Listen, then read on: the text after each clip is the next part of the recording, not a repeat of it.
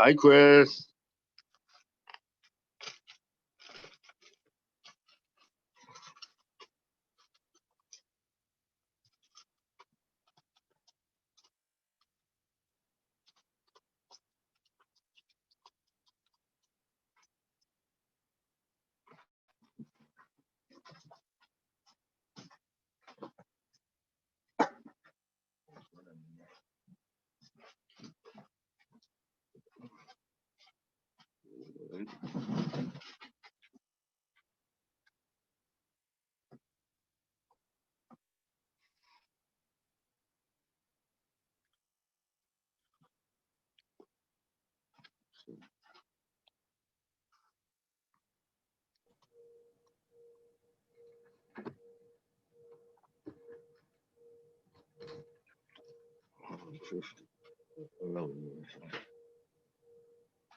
Maybe 2% charging. Hooray!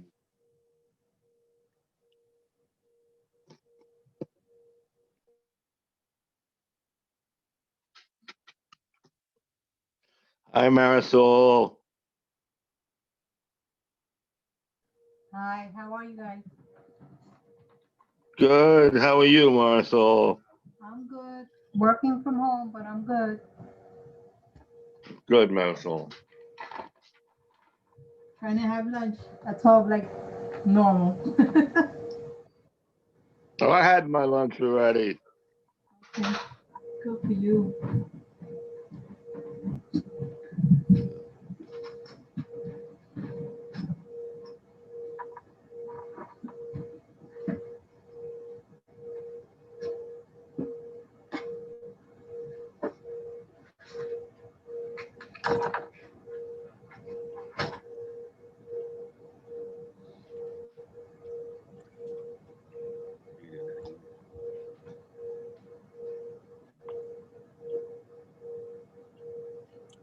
Hey Marisol, it's Bert. Hi, how are you? I'm fine. I'm going dark on the call. My iPad doesn't have a camera in it. Oh, okay. So, how you been? Good, good. Doing good. Can't That's complain. great. Keeping out of trouble? Trying. Yeah, that's Trying. good. I'm trying. So, Hi, Bert. Who talking dat? about dark, right? It's Matt, Bert. Hey Matt, how you doing? Why are you always showing a wall? Why don't you show your face? Okay. All I can show is my cap and my forehead. That's all I can show. I never learned how to do the video. Oh, well, I don't have video on today either.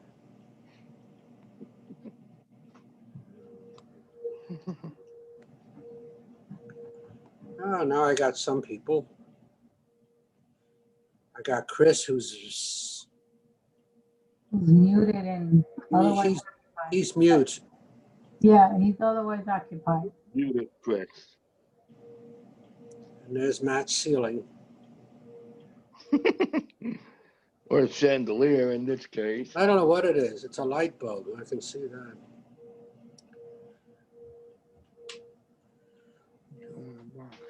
Okay, be back in a moment, ladies and gentlemen. I wish we'd get rid of his picture. Yeah, right.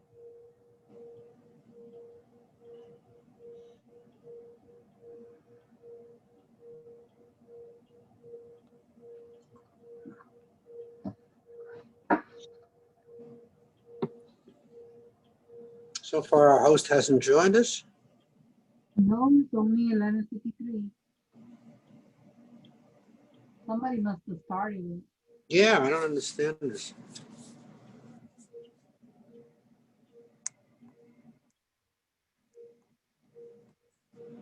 Hey, Randy. Hey, Marisol, how are you? I'm good. How are Here he you? is. Oh, he's on NJ Transit today. He's out of the I subway. know. Like, Randy! hey, how are you? When we Ah, could there's there's Uh, Andrew.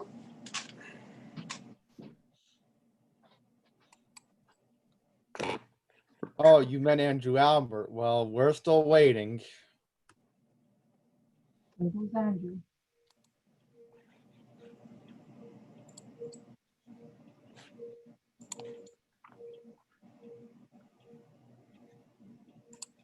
You like that better? Awesome. Woo-hoo. Love that. I just got an announcement from Abby Collins. The MTA is announcing a $50 fine for riders who refuse to wear a mask while riding, effective on Monday. Oh, okay. Hey, Randy. Yeah, I'm reading this right now. He's Abby_E Collins.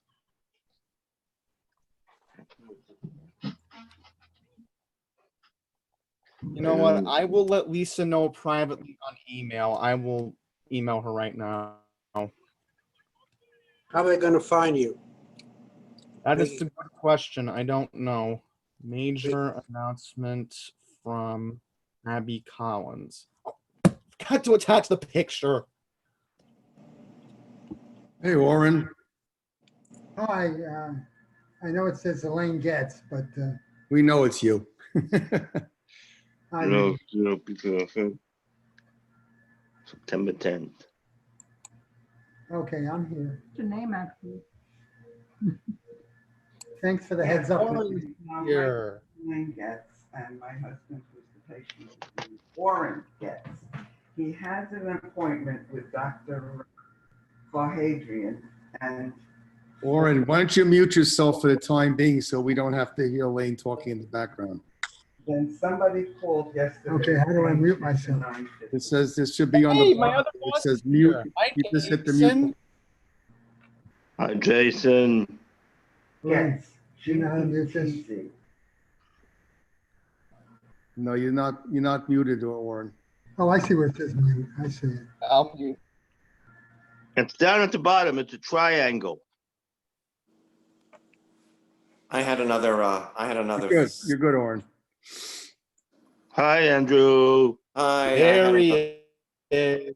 I had another program in conflict with Zoom. That's why I couldn't. But I should log still. on. I'm here. Oh, we see you. You're taking up the We see screen. you, Andrew. Yes. Oh my. All right, not time yet.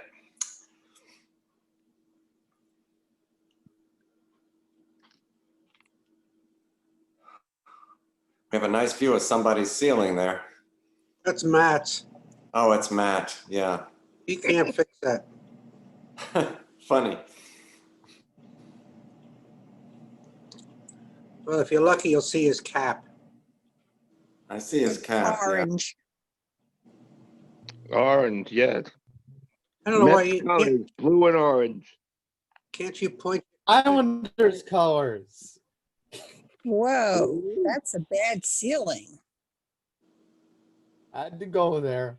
It's not a ceiling, Edith. It's a chandelier.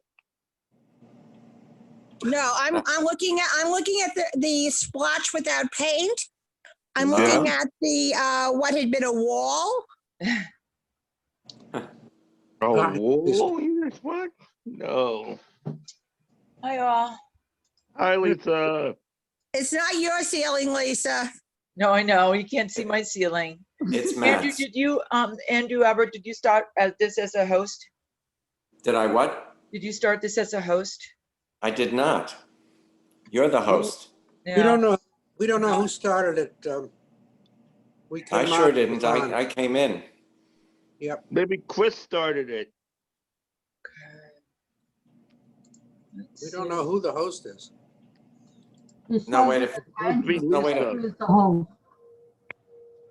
All right. Hi, Trudy. Andrew, you're the host. Christopher, who's the host? Who does it have as the host? Chris Greif is, if that's you, then I need you to sign off and come back in. No, they have Andrew. It turns out that Andrew is the host. I'm the host? That's the way it should be. Yeah. Then Andrew, can you please sign out and then come back in?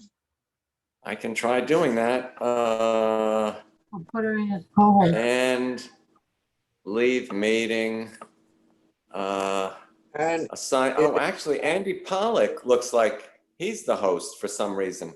No. How am I the host? Come on. I don't know, because Albert is. there was a check next to your name. Yeah, mine No, shows Andrew. Andrew's the host. Andrew Pollock is now the host. Oh, God. Andrew, How make am me the host, please. Let me see how I can do that. Let me see. Darn it, Lisa. Let me That's gonna make Lisa the host. That's what it should Lisa, be. very quickly, when you can check your emails. It's kind of urgent. I saw. That's terrific. But first I need to be the host of this. All right. Thank you. Let me just see. How do I? Oh, here we go. I'm like, you want to change the host to Lisa Daglian? Yes. Okay, Lisa, you're Excellent. co-host Thank now. you. Your host and co-host, it says. Okay. I am the host with the most. Would anybody like a cookie? I wish. Cookie? Virtual look at my- cookie? No, thanks. Lunch, And yummy. Andrew, you are listed as Lisa Daglian. I am? Yeah. So I'm The renaming you. nerve. Why? What the heck is happening with Because this? you signed in as What's on me. here? I fixed Well, it. Cross Lisa's not the host. fail. Andrew's Lisa. How do I change I this now? fixed it. I did it. Oh, okay. Oh, well, Schwartz is here too. I was Lisa Daglian for 5 minutes. Wait, how do I? Who's Schwartz? there's Sharon. Hi, Sharon. Hi, I'm in Florida. Wow. Florida. I hope you're Carol really safe. I'm here? coming back. this I'm really afternoon. here. Oh my I have to God. Carol leave Berger? because I have to Caffiero? leave. Yeah, I don't know. Did you see Alex's email? No. Yes, we did. What's up? He's going to Albany. Yeah, he's going to be the governor's accessibility person. Oh my Hello, am I God. open? Who is? Hello, this is Trudy. Am I open? You're You open, are. Trudy. We Who can hear is you. going to I will. Albany? You're once the here, but meeting I don't know if you're starts- open. Andrew, No, it didn't start yet, to Albany. Trudy. We're Once the kibitzing. meeting starts, I will mute myself unless I have something to say, so I don't bother all of you. That's a great idea. slogan for a T-shirt. Mute thyself. Andrew, I'm sending you the. That's my slogan, okay? And that, when I say that, many people are very happy. And am I Okay, muted or? thanks, Andrew. Okay. Okay, I am now muting myself. Bye. Okay, Bye, thank Trudy. you. Who is taking attendance and can ascertain if we have a quorum? That would be me. Okay, give me one sec. That would be you, wouldn't it? It would. Hopefully after you swallow them. Yes, Lisa. Okay. If Andrew, Jerry, and Randy as the chairs. Now I'm going to go around Edith. on my. No, that's not helping, Matt. Okay. Bert. I'm here. No picture, but I'm here. Yep. Oren. I see Oren. Scott. Carol Capieri. Marilyn. I'm here. Ellen. It's Trudy. I just unmuted myself to say that I'm here, so I count for a quorum. Thank you. You're not, I just need to do this one way. Thank you. Okay, but just so when you call, okay, then Okay, I will thank you. stay unmuted till I say here. No, I got you. You're here. Okay, Thank thank you. you. Bye-bye. Bye, Trudy. Okay, Chris, Sharon, Stuart, Larry. Am I missing anybody? Oh, yeah, we've got 2 pages of people today. We've got Bradley, Sheila here.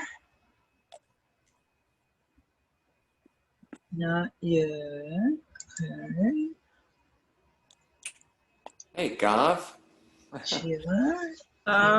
Okay. How are you? Gav. And Randy Francis said he is unable to join. He's on a, okay. So let's see, we have 1, 2, 3, 4, 5, 6, 7, 8, 9, 10, 11, 12, 13, 14 members. And we need 1, 2, 3, 4, 5, 6, 7, 8, 9, 10, 11, 12, 13, 14, 15, 16, 17, 18, 19, 20. We have a quorum. Wonderful. Thank you all for joining us on this very important meeting. These are very difficult times for the MTA, which means difficult times for the city of New York. It's 8 million residents, the additional millions that come normally to work here, that have businesses here, that have real estate here. We are obviously anxiously awaiting a possible deal in Washington, which does not appear to be forthcoming at the moment. The MTA has made it clear at its last board meeting, which was a special board meeting, that if we don't get $12 billion from the feds in a timely manner by the November board meeting, we will have to take measures.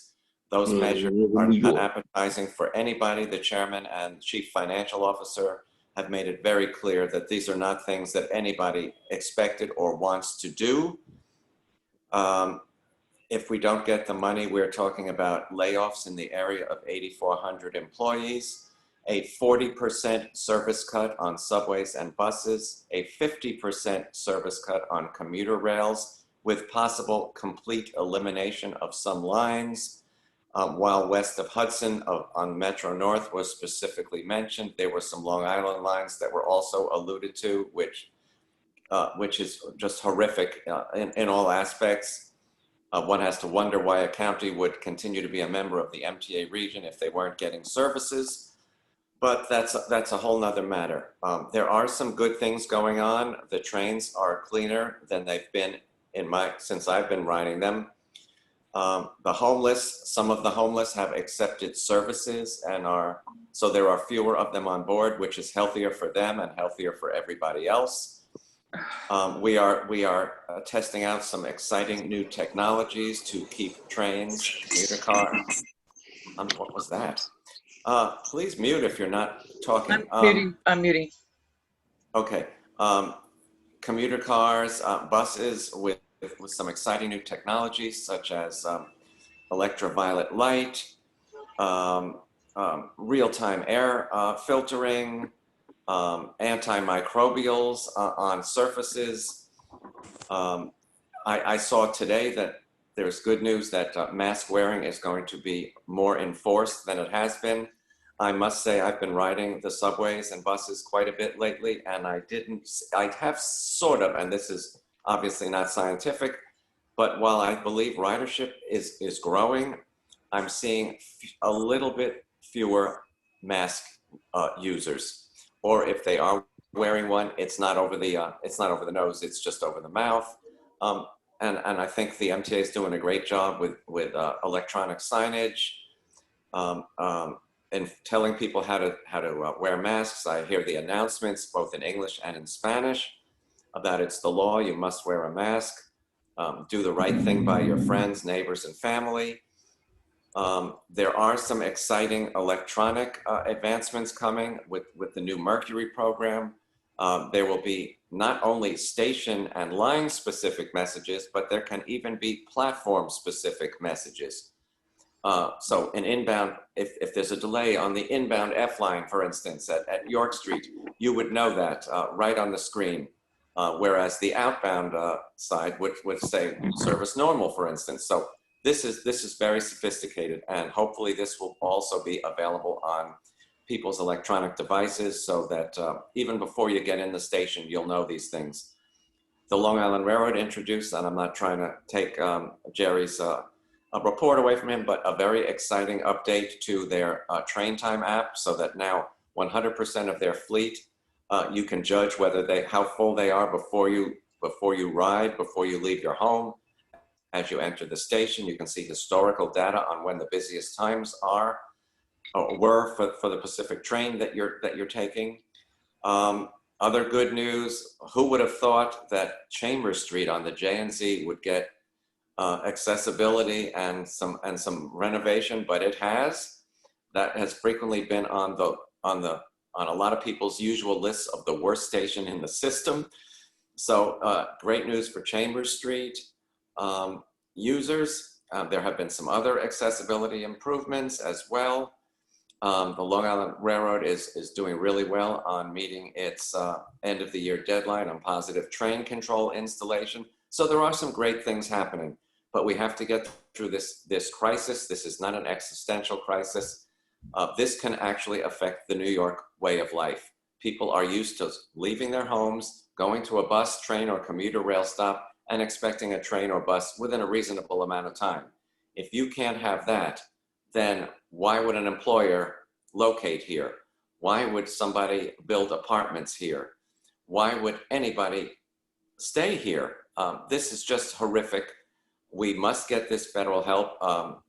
That is one of the reasons that our speaker for today will be from Transportation for America, which is an organization that is advocating for federal support. As I have said many times, this is not a red state or blue state issue, because I can think of at least 4 or 5 transit systems in red states that are going to meet the same fate if they don't get federal help. So it behooves everybody to get on this bandwagon and get a decent deal out of Washington. Washington is the only ones that can solve this problem, because none of us created this problem. New York didn't create it. Governor Cuomo didn't create it. The governors of red states haven't created this. This is something that has to be dealt with on a federal level, and then we can talk about alternate funding sources, as we are going to do later on in our meeting, as I have raised the issue at a few different meetings. So because we have a pretty lengthy agenda, I will stop with that overview and ask if we can get an approval of today's agenda. I see Randy is a yeah. Yep, we've got first, second, and third. Excellent. Okay. I approve. Wonderful. The minutes, may we have an approval of the minutes, which hopefully everybody received? I'll motion to approve. Move to approve. Terrific.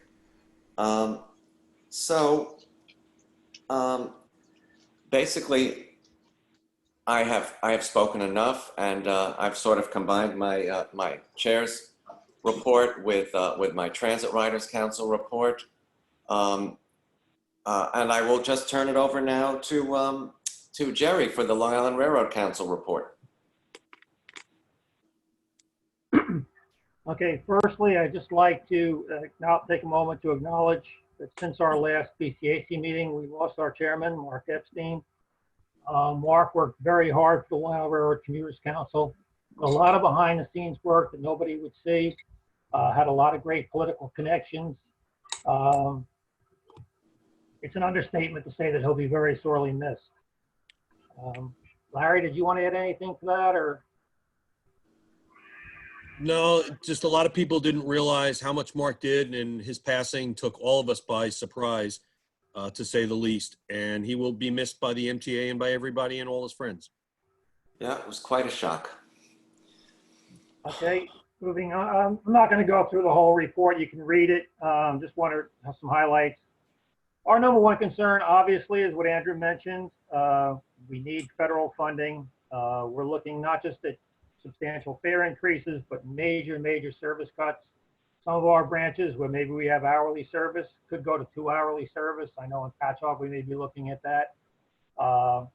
Yeah, and there are some of the smaller branches that may be eliminated. It happened during the last financial crunch. I believe West Hempstead was taken offline for, well, I guess a year or so. So these are things that are really going to hurt. And, you know, we're pushing our legislators to try and get some federal relief. Haven't been getting a great response. So it's a little bit disappointing. On a more positive note, I attended a press conference on Tuesday that announced a new technology for the train time app that Andrew spoke of. It's going to make it a lot easier for people to socially distance, because before you get on a car, you can realize just how crowded that particular car is. And God forbid we don't get the federal money that we need, we're going to lose service. We're going to have a lot more crowded trains, and that app is going to be critical for people who want to social distance. At this time, we're up to about approximately 25% of our ridership before the pandemic. We're hoping that those numbers will continue to trend upward, but to be honest, it's doubtful it will ever get back to the ridership that we had back in January and February. At this time, the Long Island Railroad is running all trains as off-peak trains, even if they're rush hour trains. We had some discussions with the railroad about making that more known to the riding public. And in fact, just within the last couple of days, they introduced a new screensaver on the ticket machines, which will alert people to the fact that all trains at this time are off-peak. We're working diligently with Nassau and Suffolk County to fill our empty slots. We're still negotiating with Nassau, but it's very hopeful. In fact, the people that we're dealing with are former Long Island Railroad people. So that's going to help quite a bit. Suffolk County sent 6 names up to Albany for the 2 slots that we need to fill. So hopefully we'll get some response out of the governor's appointment office. And last but not least, my name was sent up to Albany for the empty MTA position on the board. Of course, there'll be an extensive background check, so we don't anticipate anything being finalized on that and probably till spring of 2021. And that's it. If anyone has any questions. I know that Chris Greif wanted to say something. Chris. I'm going to be quick. Jerry, I want to congratulate you also first at the press conference. I watched it on YouTube really much. It was a great thing. It was great to see that. Also, I do want to say one thing about Mark. Mark was really good on the Long Island Railroad. He had a good relationship with the staff, the people, the community over there, and he really will be missed very much. So my condolences, not just the Long Island Council, but to the family as well. Thank you. Thanks, Chris. Appreciate it. Okay. And anybody have any questions for Jerry before we move on to Metro North and Randy? Can I ask something very quick? Hi, yeah. I think I heard somebody say they had a question. Yes. Is that Matt? No, my name is Ron Troy. Oh, hi, it's Ron. Okay. Last time I had heard of a vacancy on the Long Island Railroad Commuter Council, I tried applying to Mr. Ballone's office, and basically, even, they weren't even interested. They decided long ahead, I guess, who they wanted. So I've been a long time railroad rider since 92. And I've been long interested in being on the Long Island Railroad Council, but it's like, what does it take to get on it?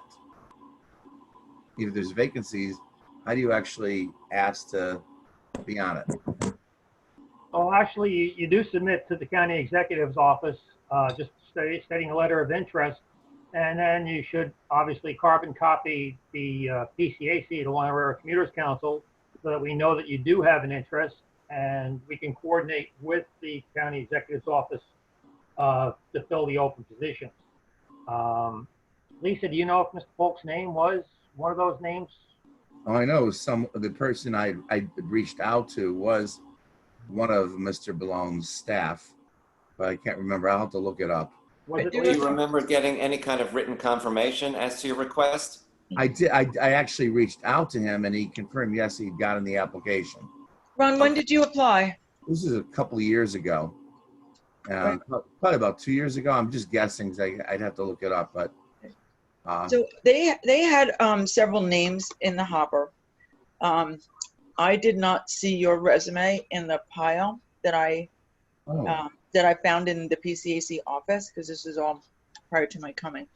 But the Long Island Railroad Commuter Council is unique in that there have to be 3 names submitted for every vacancy.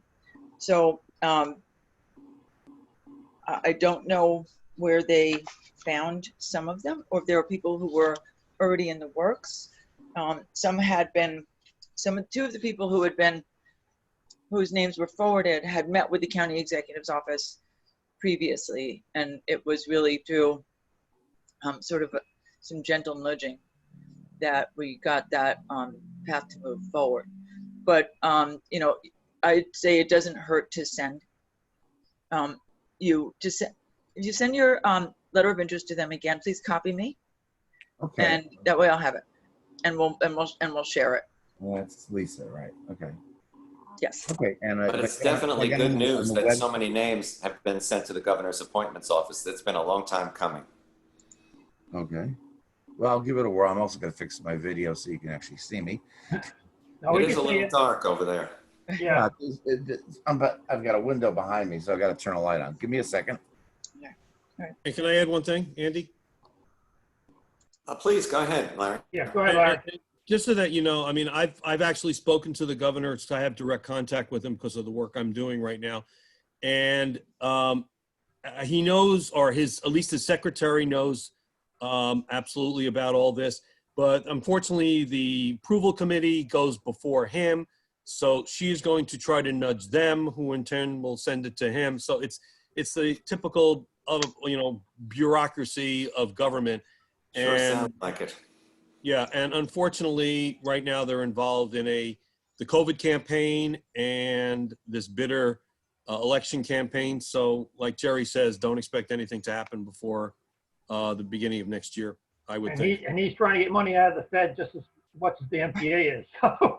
Right. I mean, Jerry, as the board candidate, has to go through an additional step of Senate confirmation, which is happens at the end of that process for the members. That's after an extensive background check. Yeah. At the governor's appointments office, who reviews all candidates, has from what I've been able to glean, because I don't see it written down anywhere and I haven't been able to get it, is a convoluted process, to say the least, that involves 3, 4, 5 levels of review before it even gets to a background check. So, hi, this is Trudy. Maybe I can clarify a little bit, since I'm a little bit politically involved, and with the governor's office. There is a procedure not only for the PCAC, but for every board, for every advisory council, for everything else, and it has to go through many, many levels of checks. This is something that went on long before COVID, long before Andrew Cuomo, long before his father even. And just to give you an idea, I had worked at the MTA. I was the person who carried the legislation for the PCAC, and when I was finally appointed, it took 3 years for my appointment to be cleared.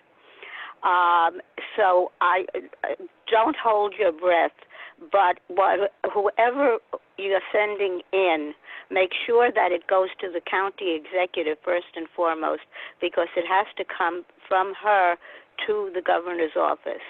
And also send it just so that we can keep track of all of it. But it is a rather cumbersome process, and there are a lot of spots and a lot of advisory boards, etc., to be filled besides the PCAC. Okay? No doubt. I will And tomorrow. if I can be of any help as I have with other appointments, I will be happy to lend my voice or give it a nudge. But that will go through Lisa to me, Lisa and Andrew to me. So make Thanks sure for that offer, that Trudy. Lisa. No, just make sure though that whoever you're sending in to the county executive, that because it is her appointment actually that is made, that you also let Lisa and Andrew know that you have sent something in to her. Okay? Yes, just some absolutely. advice. Yep. Thank you. Just some advice to And in the expedite case- and in the maybe case make of- it happen. In the case of Jerry's appointment to the MTA board, that will, of course, have to go before the state Senate. Oh, well, that's something else. That's the MTA board. I'm just talking about all advisory councils Right. and things like we are. That also has a process, and we are not the only council or advisory council that Absolutely. that exists. Okay, I know Thanks, what a friend Judy. of mine went in to be on the environmental, or it's called Grow New York, and what she went through. Some of you may know her. I won't mention her name now. Okay, so Thanks, and Judy. that was just for her appointment to be renewed, and it still Yep. went through a whole McGilla. Okay, Yep. thank you. Thanks, Drew. Larry had his hand Okay. raised. And tomorrow, Larry, I'll be with the governor and Melissa De La Rosa, his secretary, tomorrow, and I will mention it again to try to give a little nudge. And maybe maybe it's even worth it for me to mention about trying to streamline some of this process for us and for some of the others. Just a thought. That's been something that has been looked at legislatively by some elected officials who have felt that they've been. You are not. I'm trying to tell you that this process has been going on as long as I can remember, like 30 years or so, and others have tried, but especially with everything else going on, my advice is, just don't waste your time or your efforts. There are a lot of other wonderful things you can do besides trying to streamline the process. If you want to, please, it'll make my life simpler. But really, others Well, have tried, what you're saying, including Trudy, me. is Larry can ask, but don't expect miracles. Yeah, I mean, certainly, but I'm sure you have other very important and useful things to do with your time also. Okay? Great, thank you. I mean, and I'm always of the perspective that just because we've always done things a certain way doesn't mean that there aren't better ways to do it. So maybe that's something that, if there's a legislative look at it, that could be taken up that way. It's something we can take up after when the new legislature comes into being in January or February or whatever. Oh, we didn't That's propose the time it even, to do it. but it was raised to us as an issue. Anyhow. Lisa, yes. what's that definition of insanity? Keeping doing the same things and expecting a different result? Is that it? Yes. Yeah. Yes, you know who said that? Einstein. Oh, there you go. Bye. Okay, Yep. bye. Agony and repeat. Anything else on the Long Island report before we move to Metro North and Randy's report? Hearing none. Randy, you're up. Thank you. Good afternoon, everybody. Glad to see we have a nice group of people there. I'm not adding anything to the report which was distributed. I'm just we had a PTC working group meeting this morning. And according to the general summary here, both the Long Island Railroad and Metro North remain on target to implement PTC across their respective territories by the required date of December 31st. M&R has all 244.3 route miles in PTC, full PTC functionality in the Long Island Railroad, 285.5 miles or 94%. The only problem with the Long Island is the Harold interlocking, and there's a lot of extra work that has to be done there with the PTC, the software, I should say, updates. But generally, the railroad is in very good, both of them are in very good shape for getting this accomplished by the time that it's supposed to be in place. And I don't have anything else to add. Thank you. Randy. Yes. You spoke, I think, pretty eloquently about west of Hudson service, and I know you've had some talks with the Rockland County Executive. Do you want to just give a little brief update on that? Yeah, when Ed Day was pretty adamant, yes, to say the least. Yeah, just prior to the board meeting, like 15 minutes before the board meeting last month, an email came from the board office with the summary of the financial plan that the CFO Bob Ferrer was going to discuss. So I downloaded it quickly to my desktop so I could look at it. And as I got to page 7, my eyes I nearly fell over when I saw elimination of west of Hudson service in New York State. So I immediately called the representative who represents Rockland County, newly appointed board member Frank Borelli. He was having some trouble getting on with the link, but I took care of that for him. And I said, you need to look at this. And I really suggested you Oh, 1 second. Excuse me, I'm sorry. To call the county executive, and he did. And then it started a whole big thing there. And I think with encouragement from the PCAC staff to our contacts at the Rockland Transportation Department, they've got the county executives, all 4 of them from the Hudson Valley, otherwise known as the Quarter Pounders, because that's the county, to come with a unified front. Are you having problems, Sharon, with hearing me? I am. Is anyone else having a problem? I hear you fine. Maybe you've hit. I hear you fine, Randy. That's good here too. Sharon, maybe you can hit the volume button to raise the volume. We don't. Oh, she's. Can muted. I ask Randy a question, Lisa and Andy? Sure. Are we ever going to get weekend service at Wassaic? Like even 1 train a day? That's a big commuter. A lot of people commute to the northwest corner, and there's been no service since April. I don't have the answer to it, but I mean, given the budget problems that all the railroads are having, I don't think that they're going to increase anything more right now. I haven't heard anything about it. Sharon, are you referring to the service to Wassaic? Yes. Yeah, from northeast to Wassaic. Right. I mean, that Southeast used to to be a Wassaic. crowded Harlem train line. that people were standing on Saturdays and Sundays. It had, I think it had a lot of ridership, and it's just been abolished. Yeah, but I that's know that, pre-pandemic. Yeah, plus Tropical Storm Isaias had an effect up there, but that's been fixed now. So I don't know why. I just don't think the ridership is there. Well, check. Folks, carry on. I have to Check take the something numbers. right now. Be right back. I will send an email to Metro North and ask them about it. Thank you. Randy, sorry to interrupt. Andy Powell from Passengers United. A quick comment regarding west of Hudson service.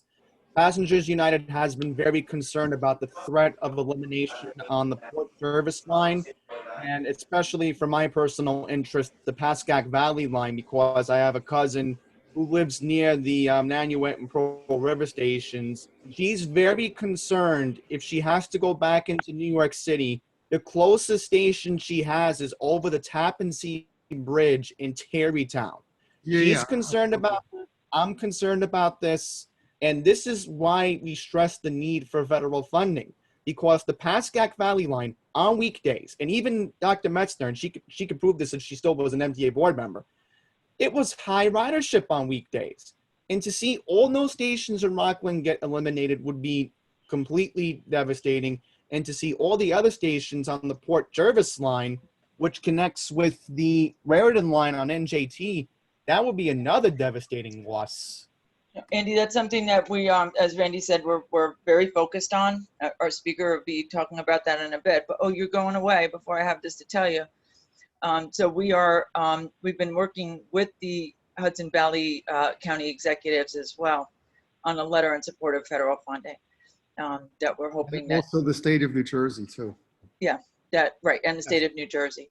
And I do with a plan on particular, I'm sorry, and with a particular focus on concerns about elimination of service. For the record, I'll just say this, because I know we have a speaker. One last thing. I do plan on attending virtual Metro North Commuter Council meetings to further discuss this, because it is going to require, further discussion down the line. Yep. All right. The next meeting is in October, and we'll be sure to get that information to you. Yes. All right. October 15th. Because I am deeply concerned. Yeah, everyone here is. I mean, yes, as Andrew said, it was the point of being part of the MTA, paying all the taxes and not getting any kind of benefit. I think it was just a discussion point, and I'm not crazed about it, but I think that they will come to a resolution about it. And I don't. All right. Do we have our speaker today? Still waiting for Mr. Rawl if he's. Hold on. Okay. Randy, did you have anything else that you had wanted to add? No. Andrew is, I think, on a call, but we'll be back. Or Jerry? No, I'm okay. I took taking care of everything. Okay, let's see, what else do we have on the agenda that we can pick up? Lisa, can I bring something in? About the voting for the Long Island Railroad Commuter Council. That is a good point. So, Larry, I'm sorry, Jerry, would you like to introduce Marilyn? Marilyn can say a few words. And we can move on to the voting of this now. Okay, well, Marilyn's been with the Long Island Railroad Commuter Council for a couple of years now, and we very grateful that she's willing to step forward and serve as the second vice chair for the PCAC. Marilyn, you just want to tell them a little bit about yourself? Yeah, so I've been commuting since 1992. Then I kind of like stayed home for a bit. And now I'm back in the city. I've been back in the city for the last 5.5 years. So I've been commuting from Central Islip Station for all that time. And I'm, you know, I mean, a little background about myself is that I've been in banking for the last over 10 years now. And I'm happy to be on board and see, you know, wherever I can help to help. So, you know, whatever you guys need. Greatly appreciated, Marilyn. So I guess someone needs to make a formal nomination, so I'd like to have that honor. So I'd like to nominate Marilyn for the position of second vice chair at the PCAC. I will second it. Thanks, Larry. All in favor? Aye. Aye. Any opposed? Abstentions? Congratulations or condolences, Marilyn. Congratulations. We'll go You know I'm gonna congratulations. pull you up on that, right? We'll go congratulations for right now. We're gonna go with congratulations. And congratulations because Bradley will now change the letterhead again. So, Oh, yes. Too bad for Bradley. great, Thank you. Do we know if our speaker is available yet? He's going to join at 12:45. 12:45. Okay. Did you want to So- talk about the gas tax issue? Yes. Yes. In fact, I just got off the phone with the chairman and on a number of items. And one of the things I did mention to him is that whatever happens with the federal funding, I think we need to be able to rely on New York State. And I think the gasoline tax, which New Jersey has done and has allocated a fair amount of money to NJT and rebuilding NJT, which by all accounts is going decently. They've been actually keeping the same amount of service in place since prior to the pandemic. They even added some things. So I think we need to be able to count on ourselves. If we got the okay for congestion pricing for our capital needs for the hopefully still $51 billion capital program, and if we got the gas tax to help towards the operating fund, because as you know, we lurch from crisis to crisis, and every other year fare increase, this could help mitigate or do away with some years of the fare increase, or help provide extra service, clean our air, make the highways a little freer for those that must travel by car. And I've also, and on our community board, and I would suggest if we adopt this as well, I would put a portion of, obviously it's in a lockbox, so it can't be used for anything else, but it would also allocate a portion for upstate roads and bridges so that those folks who don't have transit systems will not feel like they're only paying for one type of need and not for their needs as well. I think it would stand a much better chance if we dedicated a portion of it to upstate roads and bridges. But I think a gas tax at this point in time is really needed. It's a necessity now. We have to start taking care of our own transportation needs. So I would throw it open. I just want to add something. Randy has his hand raised. Sheila had done a bit of analysis to look at what kind of revenue would be raised by tripling the gas tax. And Sheila was about $1 billion. Sheila? Yeah, I remember that figure too. Sheila, you there? Yep. You have to unmute yourself again. Sorry. Can you hear me now? Yeah. It was Yes. nearly, it was like 908, around 908 80 million or something? Yep, close to $1 billion a year. You could So do a lot that's not operations-wise that's with that money. not inconsequential. So thank you for doing that. I think Judy has her Trudy's hand hand raised, is but I up. know that Randy also had. Okay. This is Trudy. I signaled that I would like to speak. I don't know if you can see it on your board, but that's how you do it. We can see it. And Andrew, if you don't mind, can I bring in the other half of this now that you and I have discussed over and over again, which is a possible source of close to $1 billion, not immediately, but certainly $500 million right now, which isn't as much we want, and that is just by getting the feds, and it doesn't cost anybody any money right now, including the feds, which is to get the the EPA or DOT or whoever to sign off on congestion pricing. Absolutely. Everything has been done by the city, by everybody else involved who could possibly be involved, but there is an EIS that just has to be approved, and it's ready to go, and then we can start congestion pricing. And what I had suggested at the TRC meeting is that we write, or somebody suggested that we write a letter to the governor and to Pat Foy, endorsing this. And then it was suggested by, I guess it was Randy, or I'm not sure, that since this involved also, commuters and people coming into the city, that it would have even more impact if all three councils signed off on this letter.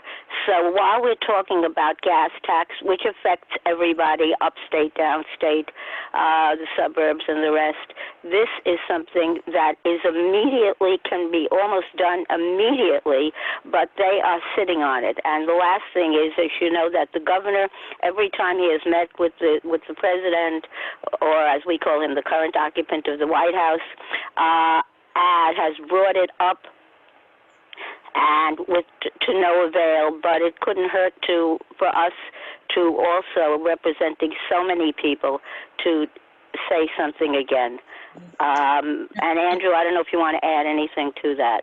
I did want to add something, is that the MTA is waiting to hear whether they need to do an EAS or an EIS. No, they do. They absolutely have to do either an EIS or an EAS, but it has to be something. They haven't been told which yet. It still has to be signed, whatever it is, it has to be signed off on by the feds. There is a document that they could sign off on right now, and I believe, and somebody correct me if I'm wrong, that it's both EPA and what is it called now? It's not called UMTA anymore, but the Mass Transit. FTA. What? FTA, which is part of USDOT. As soon as they both sign off on it, it's ready to go. Well, so I am going to just say the next step is to let the MTA know whether it's an EIS or an EAS, and then that has to be conducted. Right. So that's what the holdup is. No, the holdup is not because it's either one that's an excuse. The holdup is that they don't want to do anything. Well, right, that's what happened every time the governor has brought it up. Whether it's an EAS or an EIS, the MTA is ready to go, everybody. And what I'm suggesting, I don't know if it can help, but it certainly wouldn't hurt, that we send a letter to our elected officials, to our members of Congress who are all behind this also, and just saying that we feel so strongly because this is a source of funds. While it won't cover, it's 1/12 of what is needed, it's still something. Anyway, Absolutely. And of course, the $12 billion that the chairman said we need, $1 billion of that is the lost money we would have gotten from congestion pricing. Exactly, and we can while we can't recoup what's gone already, we can certainly get it right away while we're waiting for the feds to do something. It's, as I said, it's 1/12 of what we need, but it's something.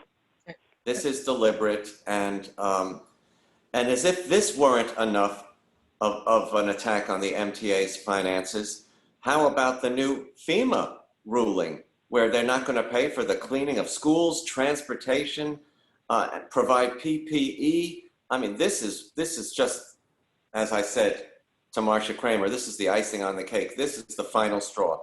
If this isn't But could telling I New just Yorkers, bring up something that we can do very quickly if nobody Yes. has any objections? I don't believe And that's anyone would send have a a letter problem from the writing such a PCAC, letter. a letter of support to Pat Foy and to our congressional delegation, and saying that we are all behind this as an immediate source of at least a partial part of the funding that's needed.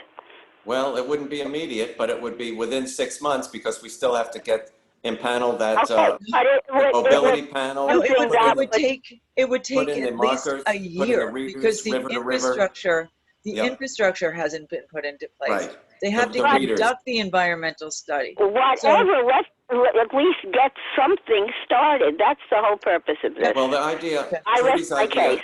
Trudy's suggestion It's is like chicken soup. It might not help, but it couldn't hurt. it couldn't Well, hurt, exactly. It can hurt. It's another additional tax, so it can hurt.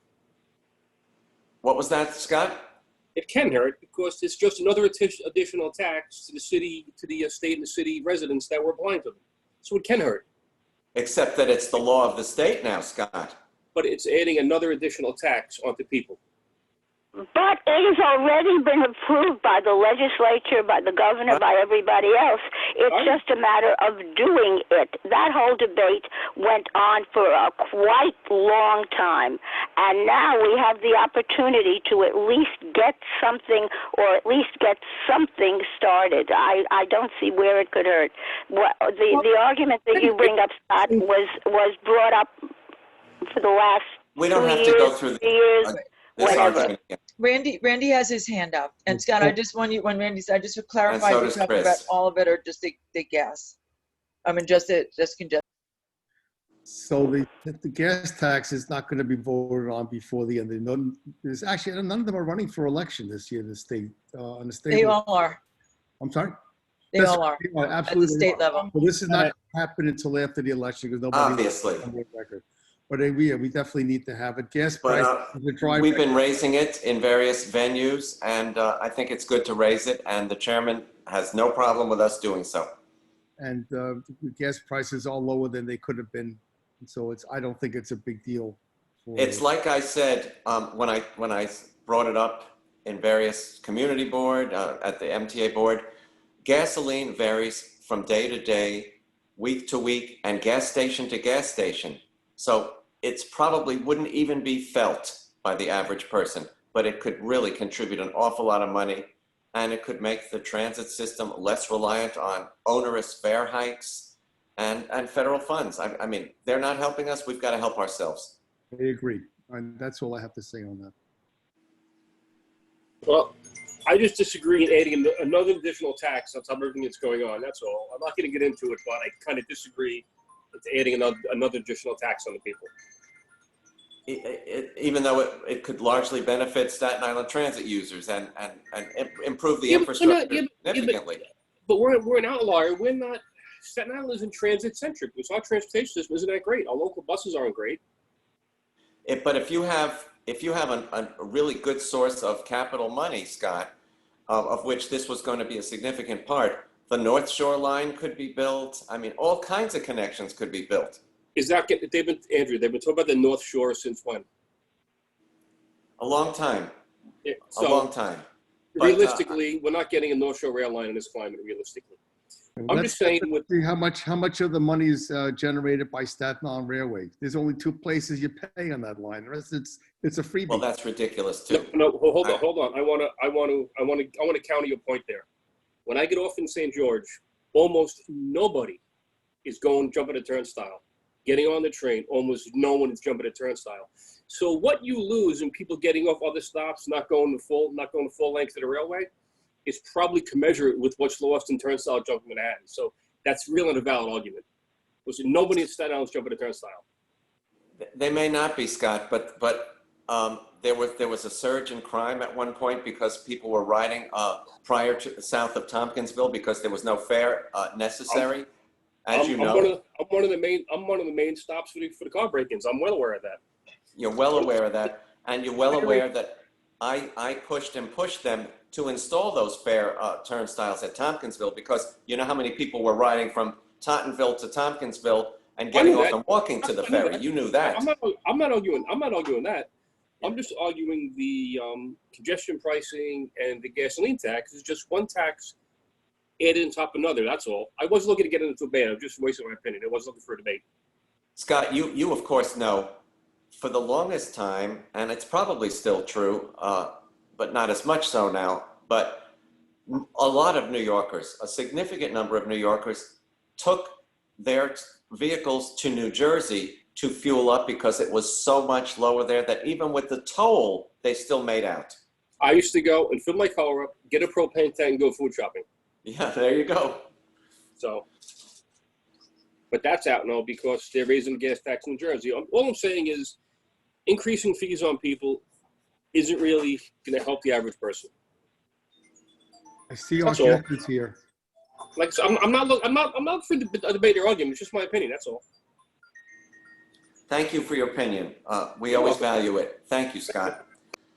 I saw that Christopher had his hand raised. Our guest has arrived. Scott has arrived. So But Christopher will had be his the hand last one. raised, and Larry.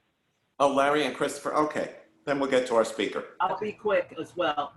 Regarding the gas taxes, I think it doesn't matter where the gas goes up or down, because it's any car you're driving, it's still going to help mass transit. It's going to help with, accessibility on getting on elevators, buses, trains, the Capitol, because right now we got issues that if we don't get anything, we have to work on something we got to do.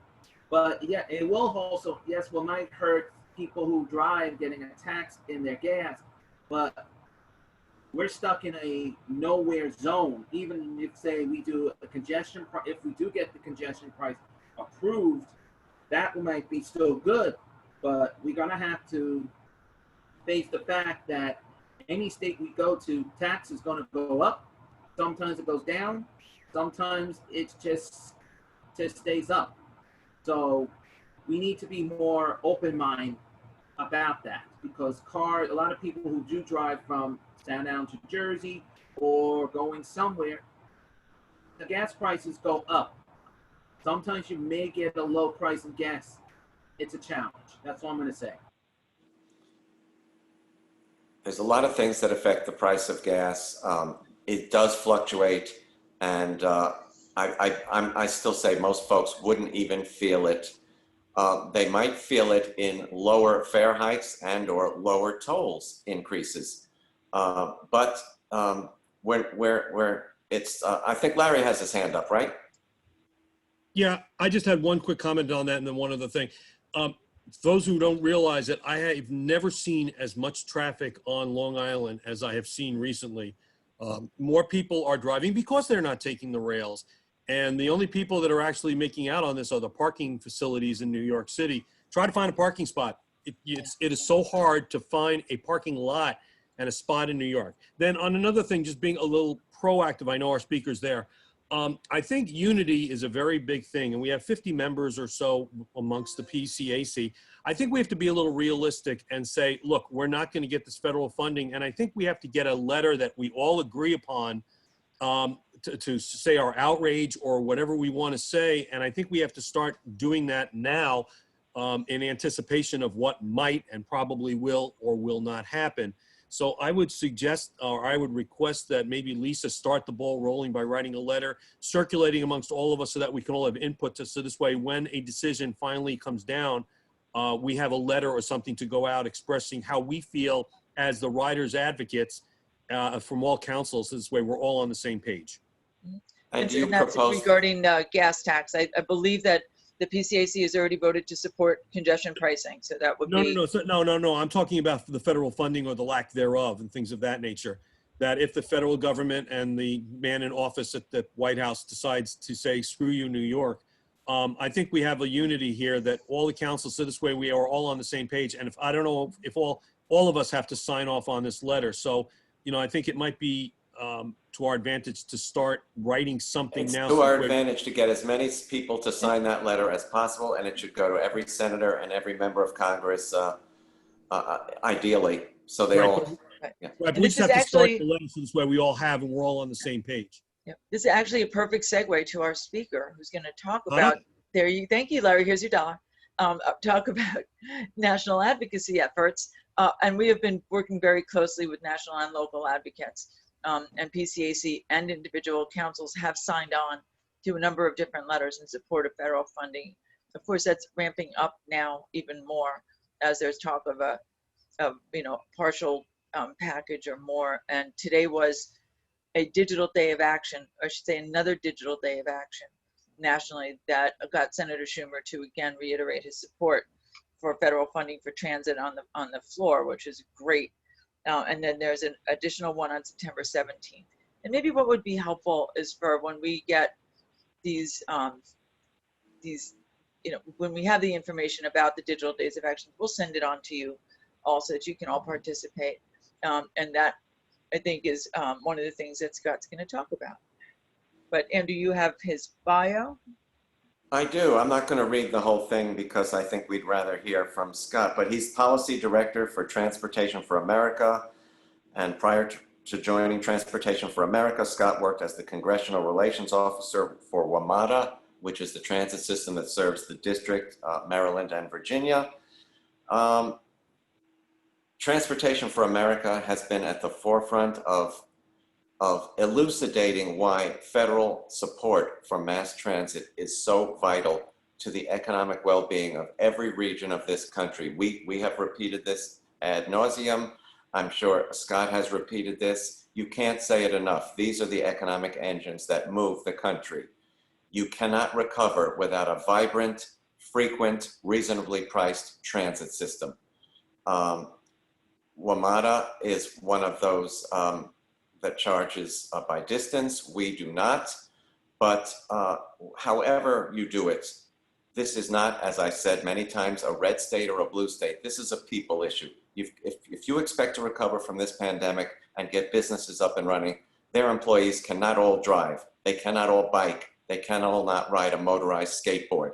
They have to have vibrant, useful, frequent, reasonably priced mass transit systems. So it's a pleasure to introduce Scott Goldstein of Transportation for America, who will take us through the steps their organization is taking to try to reach out to our elected officials and maybe give us an idea of how successful he thinks he's been and they have been. Scott, take it away. Thanks, So Andrew. you should be able to share your screen. Oh, there you go. Okay, great. Thank you. I also just, first of all, thank you for that introduction. That was spot on about transit. And you read salient points about my bio. But It's from the heart. No doubt, you can tell. One thing that's not in my bio that I just do want to mention to you all is that I'm from New York, born in Queens in Forest Park, grew up in Huntington on Long Island, relied on the Long Island Railroad to get me to Manhattan. My brother lives in Queens. He relies on the subway to get to work. And my entire family's in the metro area. Andrew, you weren't actually born in Forest Park, were you? Yeah, that's where. That's a park. That's a real park. Well, but we had a home. That's right. No, I wasn't born in the park. But we had my parents had a home just off of Forest Park. Yeah. But we moved to Long Island when I was 7. So grew up in Huntington. So anyway, it's just a pleasure to be amongst New Yorkers and to be talking about these issues with you all. So as Lisa said, I'm going to share my screen because I have a couple of slides that I wanted to walk through, and I'm going to make that full screen now. So I trust everybody can see that. I sure can. Yep. Okay, great. Let me also apologize. We're having a flash flood warning, and my wife and I just before this call had to run outside to keep water from going into our basement. So I'm sorry, I'm a little bit wet. It's really raining in DC, isn't it? Oh, it's coming down. But anyway, let's get to the thing we're here to talk about. The national advocacy efforts in support of federal funding for transit. Just briefly about Transportation for America, for those of you who don't know, we're a nonprofit alliance of elected business and civic leaders from communities all around the country. Our mission is to support moving people safely and affordably to jobs and services by multiple means of travel with minimal impact to communities and the environment. And so we do this through advocacy, through technical assistance, through research and analysis. I'm the policy director, so I'm primarily on the advocacy side, but we have a team that does research. We have a team that does technical assistance. And before the pandemic, we would be all over the country in communities big and small, helping them with technical issues related to roadway design, system operation, grant applications, you name it. And we still do a lot of that virtually. And our advocacy is informed by all of this, by the research, by the technical assistance, and by our membership. Just a brief agenda. I want to talk about the COVID-19 pandemic. I think everybody's kind of aware of how that has affected transit, but just give you the overview as we see it. And there are other issues out there that are affecting transit as well from the federal level, which is the FY21 Transportation, Housing, and Urban Development Appropriations, and the long-term transportation authorization, which is all happening at the same time as this conversation around additional relief related to the pandemic. Just a brief overview. I'm sure everybody's more than well aware. Back in March, when the economy shut down, it became immediately obvious that Congress needed to set partisanship aside and act to deal with the pandemic. And so 3 bills were passed. The only one that's really relevant to this issue is the CARES Act. That provided $25 billion for transit agencies. It was for operations and not for capital. Could be used for virtually anything related to the pandemic. And as I'm sure everybody knows, that's unprecedented, not only in the amount of money, $25 billion, which is more than transit gets nationally in any fiscal year, but in the fact that it could be used for operations and frankly for basically anything.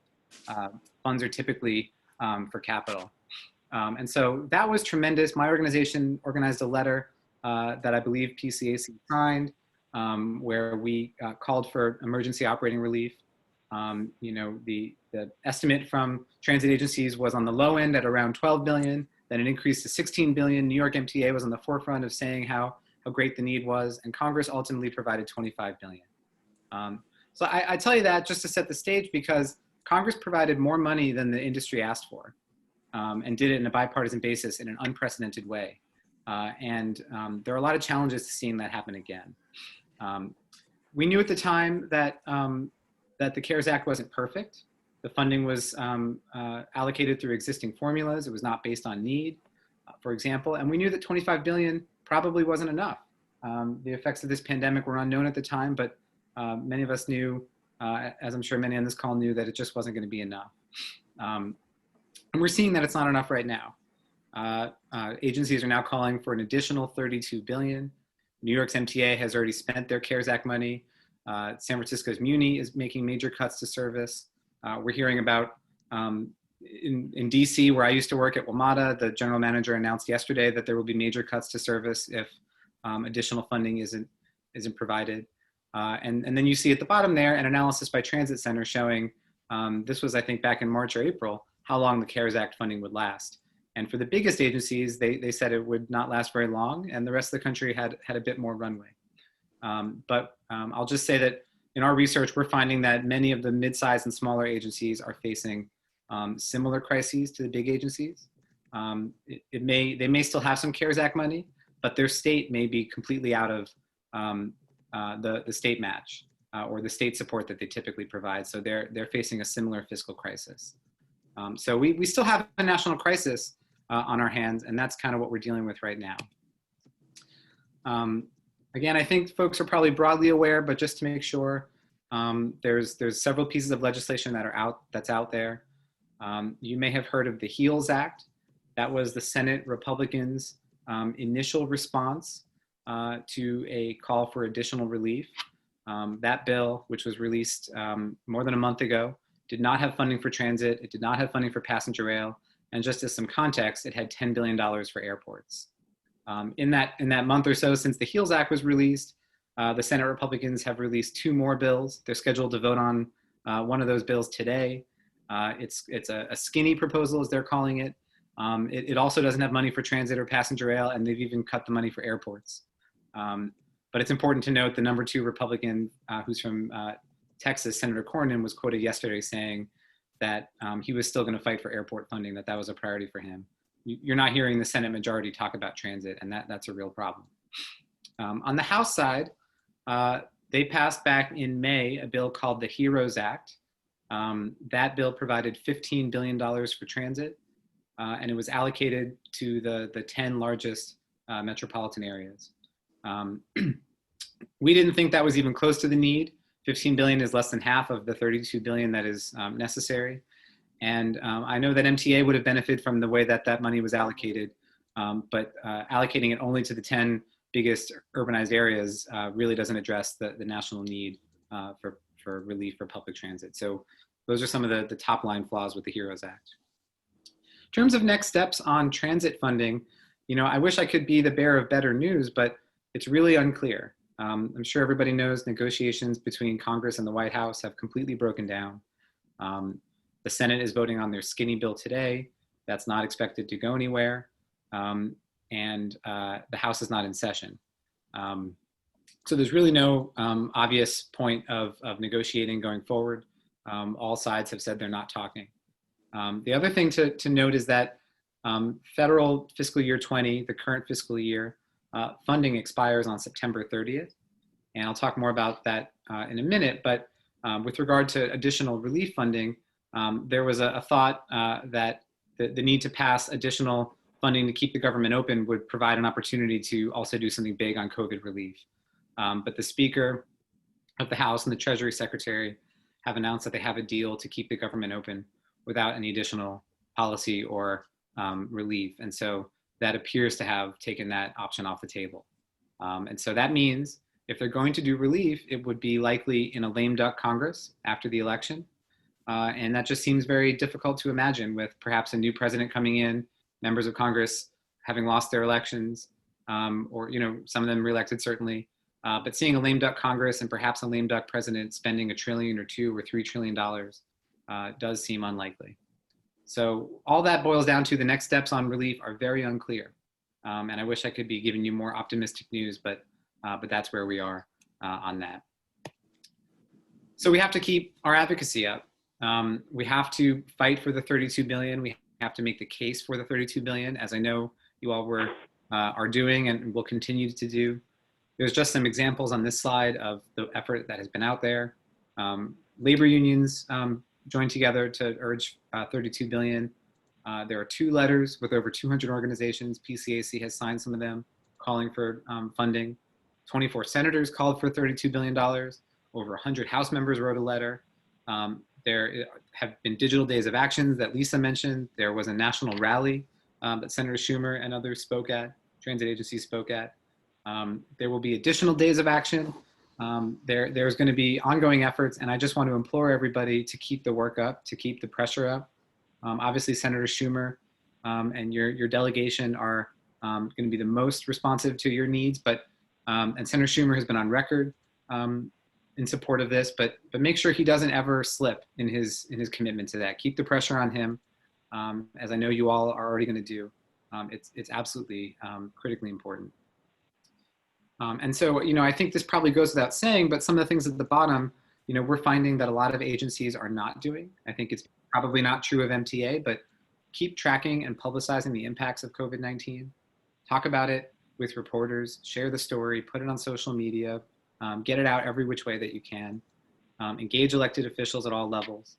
Engage diverse groups in your community, disability community, equity communities, environmental communities. Everybody benefits from transit, and different voices can tell that story and get the attention of different elected officials. So I guess in summation, keep doing all the great work that you're doing and don't let up, because the funding has not yet been secured.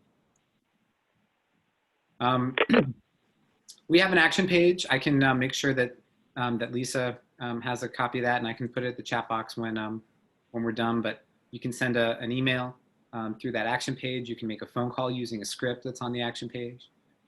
We strongly encourage everybody to tweet using the hashtag #SaveTransit. And these things may sound sort of ineffective, but members of Congress do pay attention. That when the press secretary sees that on Twitter they're getting a lot of mentions, they tell the senator or the Congress member, and when the staff person gets inundated with emails, they notice. And so to the extent that you're doing that, keep the pressure up. And to the extent that maybe you could do a little bit more of it, please do. And thank you in advance. Thank you, Scott. And it's a little ironic that what you said about Speaker Pelosi and not supporting a larger amount, considering BART was the transit system that probably has had the worst service cuts of anywhere in the country thus far. Yeah, it's true. I mean, I think when we talk to appropriation staff from the House Democrats about that, what they say is that that was an amount of money that they thought would get agencies through the rest of the fiscal year. And they were under the impression that the biggest agencies had the most need. And so that's how they came up with that number. There's some truth to the biggest agencies having the most need. There might be some truth to trying to just get through the fiscal year, but we all know the problem doesn't stop at the end of the fiscal year. Right. And we all know that transit agencies make their fiscal year budgets on a different schedule than the federal government. And they need some long-term ability to plan. And so we need to get through the rest of this fiscal year and into next fiscal year. And of course, you know, Amtrak is talking about major cuts in October. That's right. They're asking for a lot of money, and I think Congress has to mandate that everything that's running daily now continue to run daily, because they are talking about making long-distance daily trains tri-weekly. So you'd have to actually consult a calendar to see if your train is running. How bad is that? Oh, it's terrible. And there are people who've bought tickets who no longer have a train because they've cut back from 7 days a week to 3 days a week. Yep. On the subject of Amtrak, my colleague was the former chairman of the board. We're very involved in Amtrak. You're right. We just did an analysis with the Rail Passengers Association about the economic benefits of Amtrak's long distance service to rural communities in 30 states and across the country. And what we found is that the benefit is in the billions of dollars to those communities, and the savings to Amtrak of cutting those services is negligible, if at all. And so, and then just one anecdote, Amtrak announced that if they get, that they're going to be laying off the workers, but they're going to be reinstating the 401k match for their management employees. And this came up at a hearing yesterday. It was no accident that it came up, let me say, on Capitol Hill. And, you know, it just goes to show how Amtrak is out of touch. And so we agree with what you just said about the need to ensure Amtrak maintains its service. I know that we don't have a ton of time, so I'll just try to get through a couple more things, and certainly happy to take questions. I want to make sure that as we focus on the need for additional supplemental relief, that we don't forget about the regular FY21 appropriations that have to happen by September 30th. The House passed a bill. I won't walk you through it because it's just a starting point, but the Senate has not passed a bill. They've not even introduced a bill.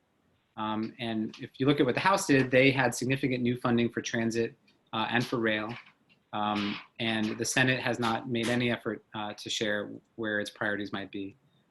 Currently, it looks like the agreement that the Speaker and the Secretary have reached is to extend current funding into December or maybe January at current levels. But I think if you're MTA or you're another transit agency dealing with this pandemic, that doesn't provide you a lot of certainty about what your federal formulas are going to look like and what you can draw down on long term. So that is still being written and debated. So we'll see if that ends up being the period of time that they do an extension for. But currently we're hearing we're hearing sometime into December or maybe early January is the goal. I also want to mention the transportation authorization. You know, again, we have a crisis and we have to deal with that crisis, and that's the need for additional funding. But the authorization process is happening in parallel, and that's setting the overall policy. And that's where we decide whether transit really is a priority or not. Currently, as I'm sure folks know, 80% of the money in transportation is for roadways, 20% is for transit. The money that goes into roadways is predominantly going into roadways that are not supportive of transit, that don't make it safe or pleasant or convenient to be a cyclist, a pedestrian, and somebody who might be trying to go to or from transit. We want to see reform, fundamental reform. And so just a brief overview of what we're seeing in authorization. The current law expires on September 30th. While the House has passed a full 5-year bill, which my organization is very supportive of, The Senate has not. Only one committee in the Senate has taken any action. That committee only has jurisdiction over highways. So the committee with jurisdiction over transit has not taken any action, released any bill. And so the most likely scenario is that the current law, which is the FAST Act, will be extended probably for a year, although that hasn't been decided yet either. Your timeline is, of course, problematic to us because it sounds like the November MTA board meeting is where service cuts, fare hikes, layoffs, pause in the capital program decisions are all going to be made. And now some of this isn't going to be known until December. That's right. That's absolutely right. And so I think you hit the nail on the head. You know, I just mentioned this, but currently public transit is not a priority in the federal transportation program. That's pretty obvious. Right. It's a small amount of the formula funding, 20% roughly. There's very little money for new public transit, only 2.6 billion for the entire nation every year. And that's not guaranteed. Whereas, you know, highways have over 40 billion every year. Federal government will pay for 80% of a new highway, and it will only pay for 50% of a new transit project. There's any number of reasons that federal policy places a really huge burden on communities that want to build. And of course, you know, and this has been quoted often, Scott, New York carries 40% of all transit users in the country, but gets 16% of the funding from the FTA. Right. And, you know, that statistic illustrates it perfectly. We need to, way out of whack. We have to give the FTA more resources, and we have to think about how we can better allocate the resources that FTA has. I don't want to belabor this because I know that we want to save time for questions, but just to give you a sense of what my organization is calling for, we want to see that if we're going to be spending on roadways, that we spend that money first on maintenance because our roads are falling apart. And every new road that we build generates more driving, which is more congestion and more emissions. And so if we prioritize maintenance, we can start to reinvest in the heart of our communities. And certainly we want to maintain it, but maintain it better. And that gets us to our second thing that we're looking for in authorization, which is a focus on safety and designing for safety over speed. Every transit trip begins and ends as a pedestrian, as you all know. And if it's not safe to get to from the bus stop or the train station, that's going to discourage ridership. And people are injured all the time in this country and killed trying to get across 6 lanes of highway because the bus stop is on the other side and there's no crossing. And so we need to orient our investments towards safety, and there's any number of ways we can do that. Happy to talk about that more if we'd like. Is that your Halloween slide you just showed? Yeah, a little bit. The last point that we're looking for is that we have our system organized around connecting people to jobs and services and not vehicle speed. And we think that if that is the goal of our system, better connecting people, that we can then make better decisions about where and how we invest. And transit investments, pedestrian and cyclist investments will start to rise up as priorities because they may be more effective at connecting people to jobs and services. And so we think if we do all that, we'll fundamentally have a different program. I won't belabor this too much, but you can see we supported the House bill on those 3 points and did not support the Senate bill because it did not meet those 3 points. I want to just mention briefly the House Invest Act, something that might be of interest to you all. You know, we talked about the need to give FTA more funding, but also to better allocate the funding that it has. And one of the things that the House tried to do in its bill is to make the formula programs incentivize more and better service. Currently, to the extent that there's a focus on service, it has to do with how many people are you serving, and we're going to allocate funding accordingly. But it doesn't really look at how well are you serving those people. And there's an effort in the House bill to incentivize more and better service and provide more funding to agencies who run more and better service, particularly in low-income communities and communities of color. And so just want to highlight that as it relates to transit. And this is an example of what I was talking about earlier. Our current federal program is really prioritizing the image on the left of a free-flowing highway. It's not really prioritizing the image on the right of a community that might be transit-oriented, walkable, bikeable. And we need to reorient what we prioritize on the federal level. And it shouldn't be lost on anybody that if you have a frequent vibrant transit system and taking people out of their cars, it's better for other motorists who will be able to get through more easily and more quickly. That's absolutely true. And this slide, actually, you just dovetailed right into this. What we're doing isn't working, even if the goal is to reduce congestion. Somebody, when I joined just before 1, somebody was talking about the roadways on Long Island where I grew up. They're all congested. Around the country, according to our research, freeway capacity has grown 42%. Population has only grown 32%, but congestion has gone up 144%. And that's because we are building for congestion, which means more and more highways. Development is spread further and further out, making transit less and less viable. And it forces people to drive more, leading to all that congestion. I'm getting towards the end here, but the reason we want reform is a number of reasons, but you can see what we're doing is on the left. If you want to take transit on that road, you're out of luck. If you want to walk, you're out of luck. On the right is what we generally hear from Capitol Hill, which is let's just electrify everything. That's the only reform we need. But that would not change the pedestrian transit experience in this community that we're looking at.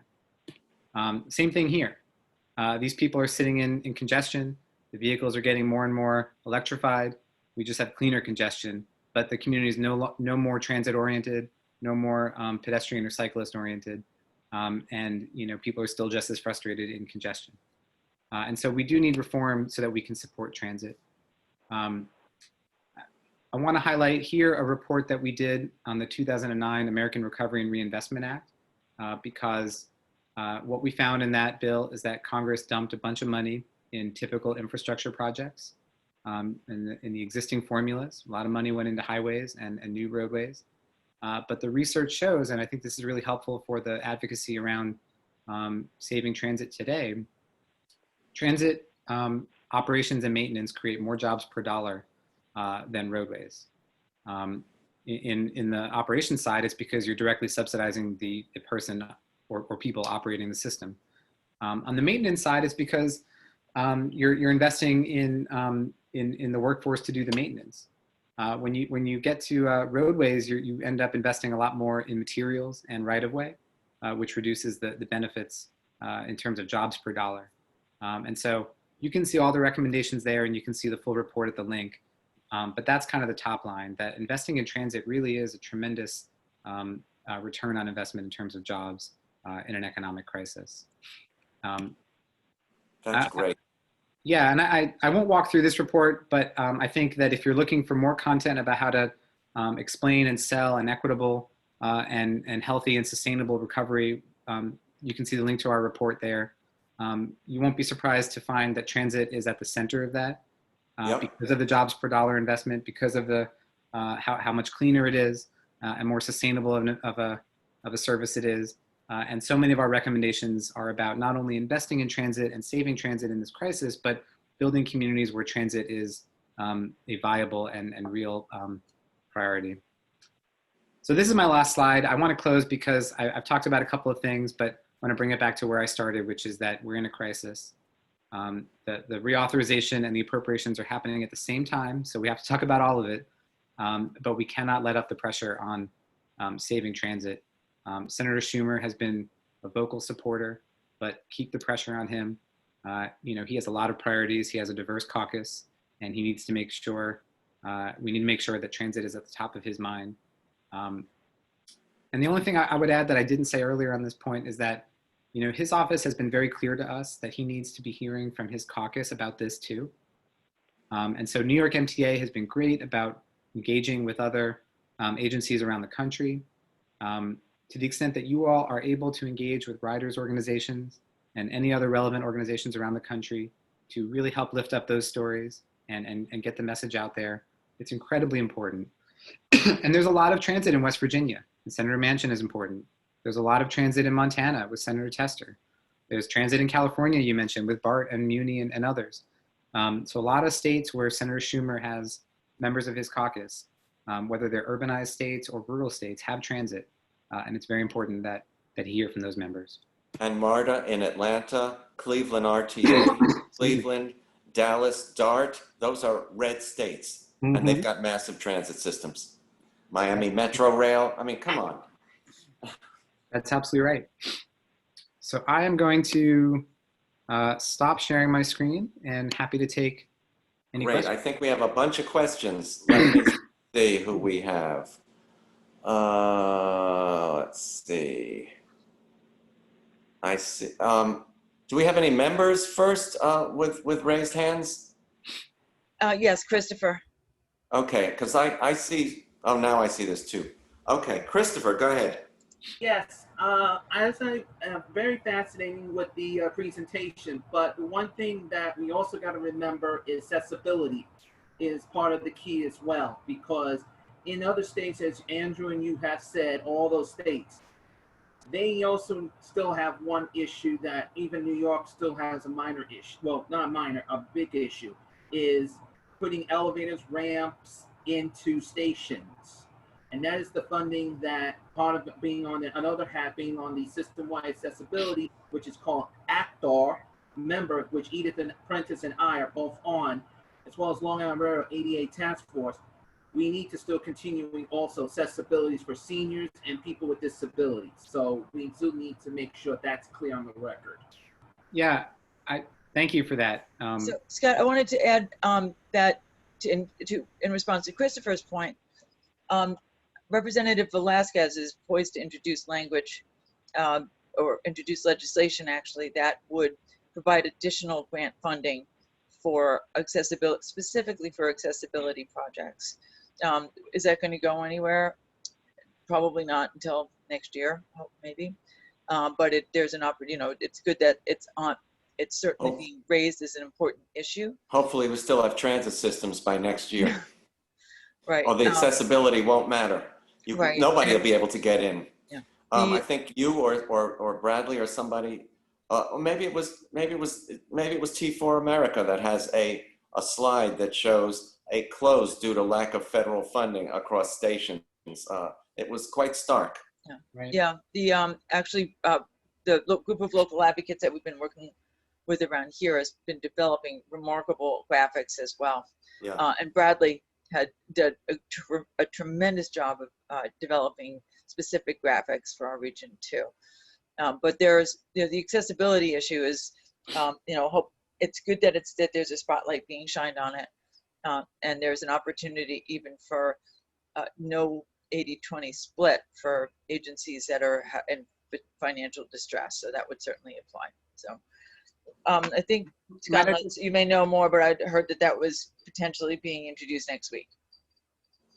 The Velasquez bill? Yeah. I had not heard specific timing, but I believe the House is in session next week. I think, if I might, Christopher, certainly, I mean, that could not be a more important point.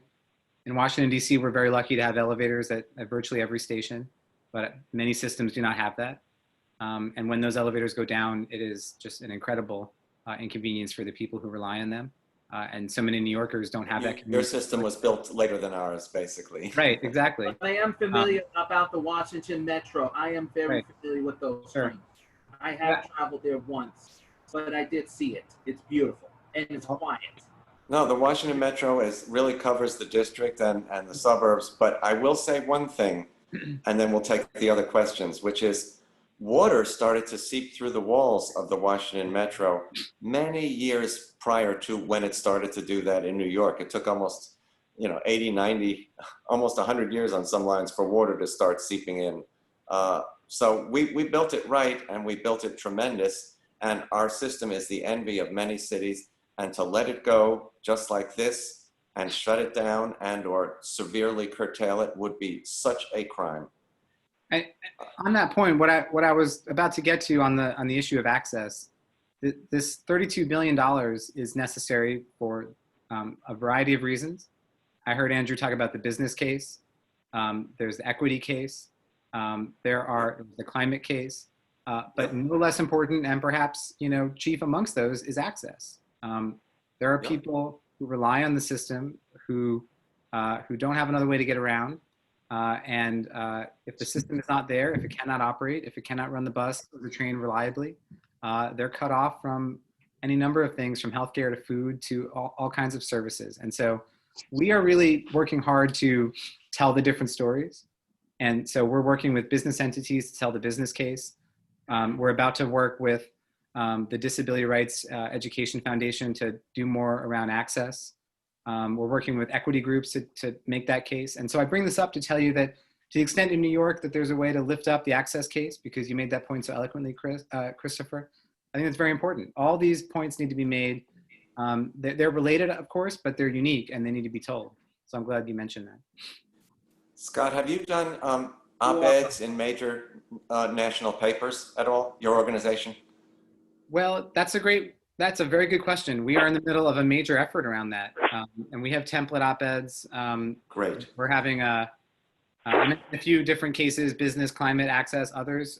We're working with faith groups to place op-eds in Iowa and in Georgia. We're working with organizations in Colorado and Maine who represent older Americans to place op-eds throughout those states. You may not be surprised to know they both have close Senate elections. So we are certainly active on that. We're working with the NAACP to place an op-ed. We're working with a group of business leaders who represent business communities in both Carolinas to do op-eds there. Excellent. So those are just some examples. Excellent, We'd excellent. be more than happy to share any templates that we have with you all if you want to. We have a couple of questions still for you. Trudy, you want to ask your question? Let me. I had to unmute myself. Hello? You're there. Scott, I'm the voice who doesn't have a picture. This is Trudy Mason. I represent Manhattan. I used to work. I think we've met at some after or something at various conferences. Anyway, I would like to get. I'm sure you're familiar with what the New York State Legislature. Oh my goodness, what happened there? I don't know. Somebody. Go ahead. But can you hear me? Yes. Okay. The action passed by the New York State Legislature, initially proposed by the governor, and then approved by the city of New York and the mayor and everybody, for what we call congestion pricing, which would eliminate both what you talked about, inner city congestion, and also be a source of revenue, albeit not a large source of revenue, but a source of revenue. And it's ready to go as far as the necessary technicalities that have to be built or adapted. But the feds are refusing to sign off on either an EIS or an EAS. And unless they do that, and I believe it's EPA and or FTA or both. And I was wondering if you were familiar with that, and has your organization taken any position on that at all? That's a good question, and I'll just admit a mea culpa here, because I told Lisa that I would mention congestion pricing, and I did not. Well, then please mention it now. Yes, thank you so much for raising it. We do support congestion pricing, and we're familiar with what's going on in New York. One of the things we want to see when it comes to the broader question about reauthorization of transportation policy is that any reauthorization make it easier for local communities to do congestion pricing if they want. New York is working through a process that is not designed to facilitate congestion pricing and is, in many ways designed to stop it. It shouldn't be this difficult if you're New York, if you are Los Angeles, which has also indicated some interest in this. If you're any other community that wants to do it, it shouldn't be so difficult. I know that New York is going through a process now, and we have not taken any action. We've not been asked to, but we're hopeful that New York will be able to get the approvals that they need. But long term, we want to see, whether it's New York or some other community, that federal policy just kind of step off and allow local communities the flexibility to do this if they want. Well, Scott, who would have to ask you to at least voice your opinion? Because the problem is that the feds will just not. It's a simple thing. It's an EIS or an EAS, and it is not. It's getting that is not appropriation. That is not money from the feds or anything else. Just signing off on one of two documents.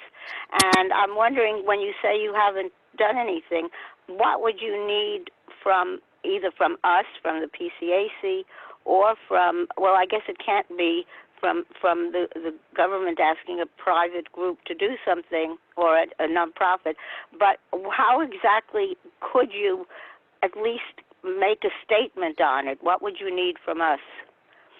Well, I mean, you've already asked just now, and so I'll see what we can do. But we do. Oh, okay.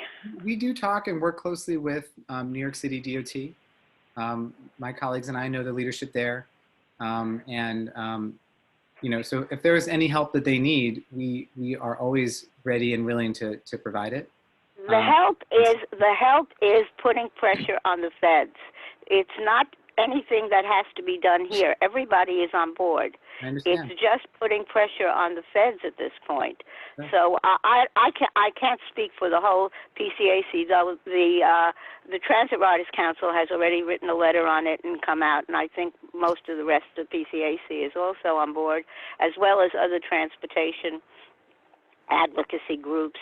And I just don't think, I think, and somebody correct me if I'm wrong, but having a statement made by Transportation for America, certainly I call it chicken soup. It might not help, but it certainly couldn't hurt. Well, I hear you loud and clear. We will talk with New York City DOT and see if there's something that we can do to be of assistance to them. Thank you, I'll Scott. follow up with you offline as well. Sure. Thank you. Thanks, Okay. Thank you very much. Thank you. Matt's hand is up. Go ahead, Matt. And Sharon's is also. Oh, don't see her. Okay. Sharon, are you Sharon, you're muted. Okay, now you're unmuted. Okay, I'm sorry. I've got to leave to catch a plane, but I wanted to ask, isn't the gist of this that we're up against the well-endowed lobbyists of the oil industry and the auto industry? And is there a way to launch an offensive against them? Also, the fact that the highways are so well endowed and a huge percentage of the traffic on highways is those big, heavy trucks. And are they taxed sufficiently to repay for their use of the highways? Those are a couple of things I wonder about. Well, I think you're certainly, as you said, up against, you know, some pretty well-funded, you know, supporters of the status quo. And you mentioned a number of them. And, you know, we are working hard to kind of make the case for why, you know, Congress should ignore what they're hearing from the status quo and go for reform.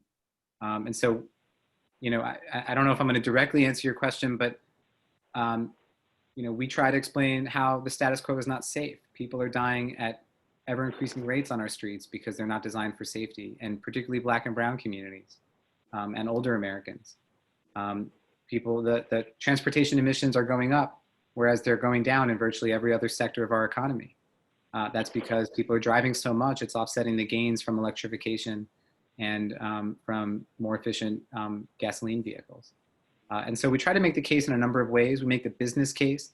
We have a coalition called Chambers for Transit, which is local chambers of commerce from around the country who are coming together to support public transit. Those are just some examples, but we try to tell the story to say that, you know, you might be hearing this from the road lobby or some other industry, but look at what it's doing to local communities, and here's what matters. I mentioned that we do technical assistance. My colleague works in rural communities. I think he's done work in 48 states, and he likes to tell a story about a rural community in Missouri that was about a mile away from a rafting put-in that was a popular tourist spot. It was only a mile away from the downtown where they had shops and other things. And when we did the technical assistance, we advised them to put in a sidewalk. And lo and behold, once that sidewalk was put in, people could walk and bike from that rafting put in, and they went to shop and go to the restaurants in that downtown, whereas before, many of them never came and spent their money there. So we talk about these things in rural communities as well. A lot of the investments are, you know, a different scale, but they're the same type of investment. So I just give you that as an example of the type of case that we make to get around the sort of forces of the status quo that you just spoke of. Thank you. Thank you. Matt Shotkin?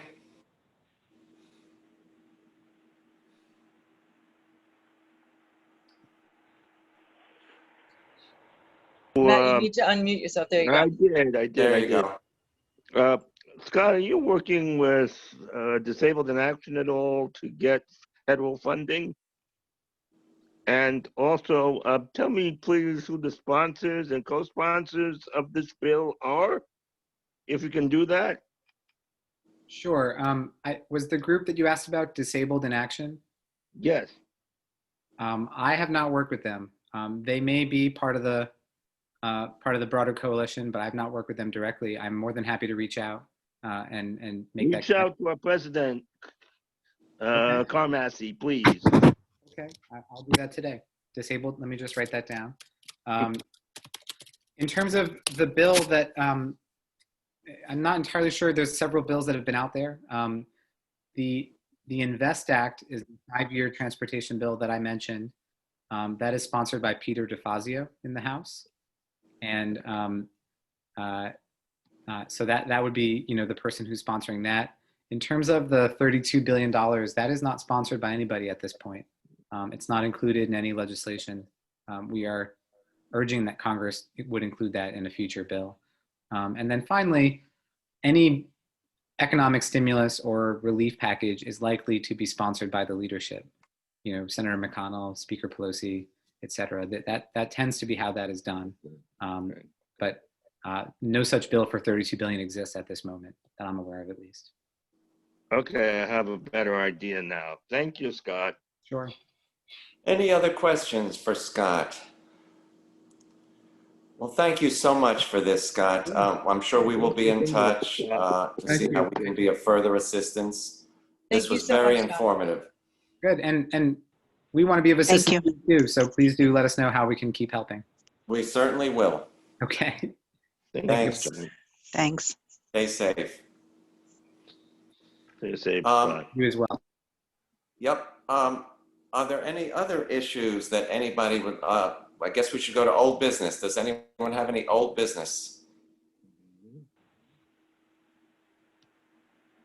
Not seeing or hearing any new business. Does anyone like, oh, I see 2 hands on that. So we have 3 hands. We've got Christopher. Yeah, I see Gleason, and Christopher Matt. Greif. Or Christopher D. Greif, as he likes to be known. And that's the way I'm going to be. And that's the way I like it. And one thing I'd like to bring up a new business with the PCA. How about the PCAC? Thank you, Andrew. Okay. Anyway, yes, Andrew. The one question to ask, due to the fact that we are going to be dealing with, with budget and with this new enforced ruling coming in as affecting Monday, that everyone must wear a mask. If you do not wear a mask, you will be fined $50. Because I've seen this all on Facebook, emails. It's also on the news as they speak. Remains to be seen who's going to enforce that, but I guess. Thank you. That's what I was ready to say. Who is enforcing this? MTA Police, NYPD, FBI, or any law enforcement? I'd like to see how's that going to be done. And second, are they going to give them the warning first, or they're just going to give them the fine? Because Was a press release issued today about this? Yes. Okay. Did it mention enforcement in any way? No. I haven't seen the press release. I've only seen that the governor made an announcement. Yeah. Okay. Howie, I know you're on. I don't know if you had any additional information. The governor tweeted it. Abby Collins retweeted it, as did we. Andy Pollock sent us a screenshot of that before this. But the question is, who's going to enforce it? I'm not sure that for indoor dining, the governor has asked for citizen enforcement. I think that starts fights on transit. I just checked the MTA website. There was no press release issued on that. I also just did the same thing. Hello? No press release. It's Trudy. I can read you the release if you all want to hear it. And as a Post just ran a story about it. Can you send it to me, please, Trudy? The New York Post has the whole thing there, but I'll send it to you as soon as we get the phone. But it's subject to a $50 fine, and I'll just give you the highlights. Starting on Monday, NYPD cops and MTA police will have the authority to slap subway and bus riders with the summonses if they refuse to wear a face covering. And the governor had a telephone press briefing with reporters, and anyway. And there was also a comment from the MTA, which I can read you. Pat Foy said, "It is reassuring to other passengers who play by the rules that mask wearing is mandatory. It's a matter of respect for co-commuters and employees." And Sarah Feinberg, 1 or 2 people don't have a right to scare people from the system. So, I just read the post. I will send you. It's not a press release. It's just the governor's statement at his press conference. I assume that there will be. So I'll try to get something that is coming from the governor's office. But you can also go online. It's now being. I'm looking as we're talking, and it's being covered by just about everybody right now. Yes, it is. Yeah. And MTA police and NYPD will enforce. Yeah, that's exactly. Yeah, I'll say that again. That's the enforcement, and it's just sending out a notice. And I think Pat Foy's statement was really to the point of it. It's just a matter of for your fellow and sister riders, customers, whatever they're called, who use the subways. It's a disservice to your friends and family if you're not wearing a mask as well. Yeah, exactly. You may not have something, but you don't know if you've caught it from somebody. So not smart. Not smart. Not smart. But also, when you say something on a train, which I had the other day, it almost get into a fist fight if you tell somebody to put a mask on. Oh, yeah. So people aren't going to say, I said something to somebody, he said something very derogatory to me back. And then I went back at him with telling him that I'm wearing it for him because I have 102 fever. He backed off real fast. But, Well, but that's why this is now going to be enforced. It's not just going to be up to your fellow riders and customers, but it's going to be enforced by the MTA police and by the NYPD and I assume there will be some kind of a process where you can notify, just like if you see a crime being committed or something else, that you can notify the police and then they will do whatever has to be done. I'm just assuming that from what I've heard. Trudy, for what I'm thinking, it's if you call in something like that, there's a lack of police right now. I doubt they're going to come running for a person who's not wearing a mask. Yes, I had a long talk with Chief Della Torre the other day, and there is a lack. Believe me. Okay, Andrew. Okay, Andrew. No, but again, it's something. They're trying to do something. I think they should be applauded. Trying to do something. They should be, absolutely. Lisa, what were you saying? You've got Jason and Matt Shotkin's had his hand raised as well. Yes, I do. I see that. Jason, why don't you go ahead? Thank you, Andrew. I'm watching right now C-SPAN 2.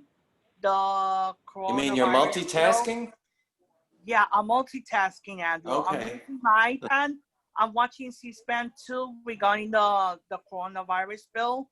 It wasn't passed, 52-47. The Democrats blocked the Republican bill. So I don't know what's going on with that. Meanwhile, on C-SPAN 1, the House is having a hearing regarding COVID-19 aid for states. And regarding the mask enforcement wearing in subway, buses, and commuter rail, I think the MTA is lying to us in the data, because they could say, oh, we have a 93% of compliance. But yesterday, I was on the N train from Brooklyn to Manhattan, and I saw 2 people without masks. And then I see it too. And then I took the 5 train from Union Square to Nevin Street, and I saw 1 person without mask. So I wonder. You're not enforcing it, Jason. And I wonder how the NYPD and MTA police are going to do enforcement on this. Because I'm wondering too, and I'm going to ask. Thank you, Andrew. Because I think that if we confront another person, that person could get aggressive, just like what happened with Charlton a couple of weeks ago, that he was in a Queens bus with his mother, and then he told another passenger to wear his mask. He recorded the incident, and then Sarah Feinberg sent him a direct message on Twitter saying that passengers shouldn't handle incidents like that. Yeah. Yeah. Right.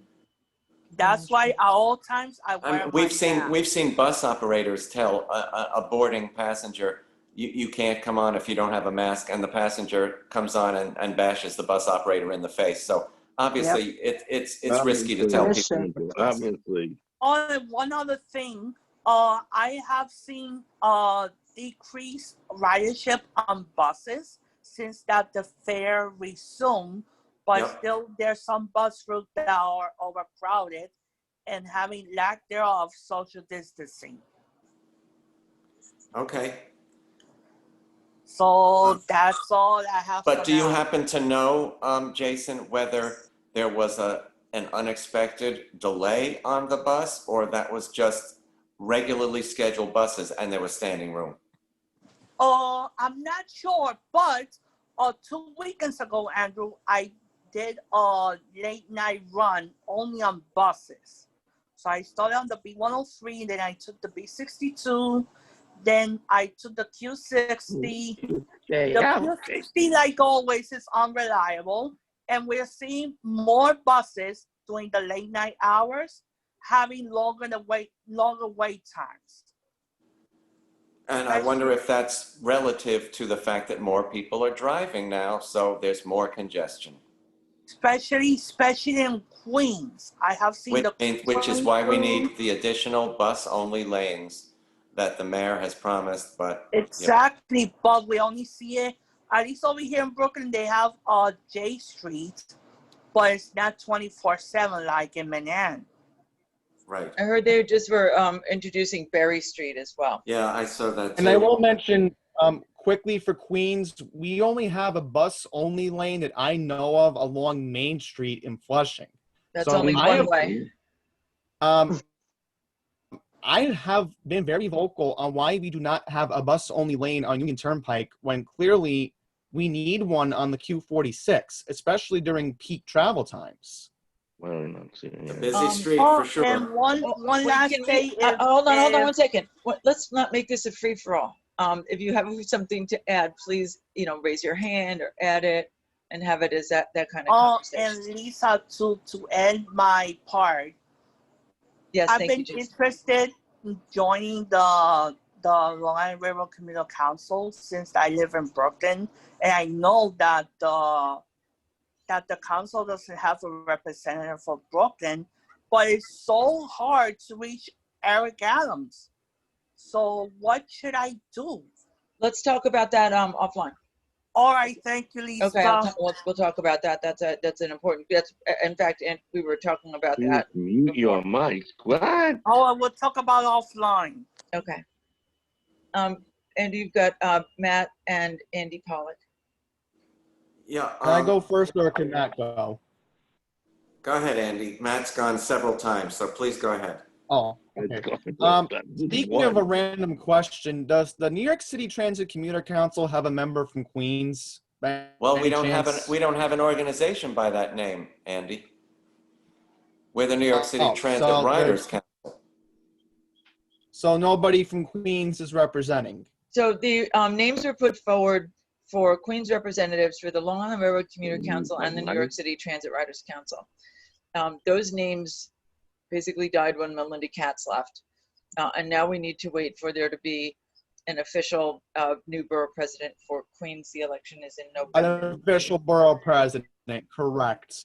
So that once that happens, then we will be in touch. All right, so I will figure that out down the line then. Okay, but I don't know. We don't know if they're going to want to submit the same names or what they're going to want to do. So first the election, then the conversation. Correct. Right. Yeah, we'll wait. First the election. We'll wait down the line to have a talk. Yeah. And Andy, whoever the new borough president is has to have a transportation person that they appoint, and that's who we usually deal with. Yeah, I don't even know if we even have a special election this year. That's what confuses me here. No, we had a special election in June for the Queensborough president, but that was for the nomination. So now, there's a primary. So now there's the general in November. So yes, there's an election. All right, so I'll have to do research on the candidates then. Do that. Yep. It's Got your Matt- it's your we've got responsibility. dueling Matts here. Go ahead, Matt. Especially because I'm in Queens. Gotta unmute me, Lisa. You're Am I unmuted, unmuted? Matt. I am unmuted. Okay. Okay. Kudos to the MTA police for acting so quickly when an MTA conductor last week got pushed onto the track. And the policeman was very alert and did go down onto the tracks to help him. Did you hear No, about that, was great. Andrew? It was great. Yep. There was a great press conference about it yesterday, in fact. Absolutely Good. great. Very heroic. We've got Matt Camper, and I believe Camper. that is our time for our last question. Yep. Go ahead, Matt. So I want to mention a couple of things. First of all, in regards to the news that the governor announced earlier today, you know, I am very glad to finally see that, you know, they are doing something regarding if people don't wear masks. You know, they have to pay something at least. I think that is something that should have been talked about a while ago, if I had to be very honest. And the other thing, I was going to talk about it earlier, but, you know, we had the speaker come on, the gas tax. You know, me and my colleagues at Pastures United have been talking about this. We're in full favor. We feel that this, you know, and I agree with Andrew on this point that we need to have something, you know, if Upstate pays something, I think they should get something from this, put something towards the Absolutely. Roads and bridges. Roads Yep. up there, so that way they don't feel like they're just paying for the MTA, because that wouldn't be fair. I feel that is absolutely a good idea, and we need to call on, I feel, our local elected officials in the state senate and the state assembly and the governor to try to, you know, come up with a bill or something that can be talked about during the next legislative session.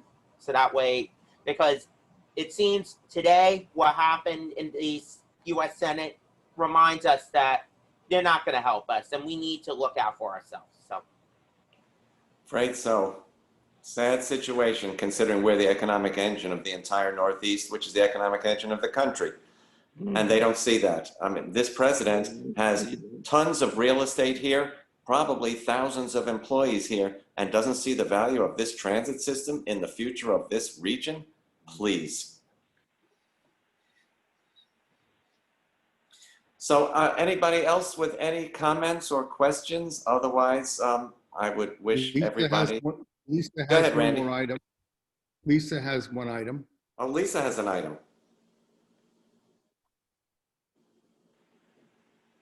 Oh, so I'm sorry. I forgot. Let us take a moment to celebrate that this is Christopher's 10th year of service with the Transit Riders Council. So congratulations to Christopher D. Greif as opposed to Christopher S. Greif. And we will have a certificate made for you. I'm sorry we're not in person, we're virtual, but rest assured your certificate is forthcoming. Thank you. And hopefully we're back at Sue Broadway. And thank you for your service. Check is in the mail. First, we have to get to. It'll I be a did real buy stamps. certificate, not a virtual. It'll be a real one. Motion to adjourn. Thank you, everybody, for joining you. today. I think it was an important topic, and it continues to be, unfortunately, a very important topic. And we will keep you posted on all developments at the MTA. Motion to Thank adjourn. you. Thank you. Thanks, Have a everyone. great day. Thank you. Bye. Bye. Bye. Congratulations, Marilyn. Oh, thank you. Yes, congratulations.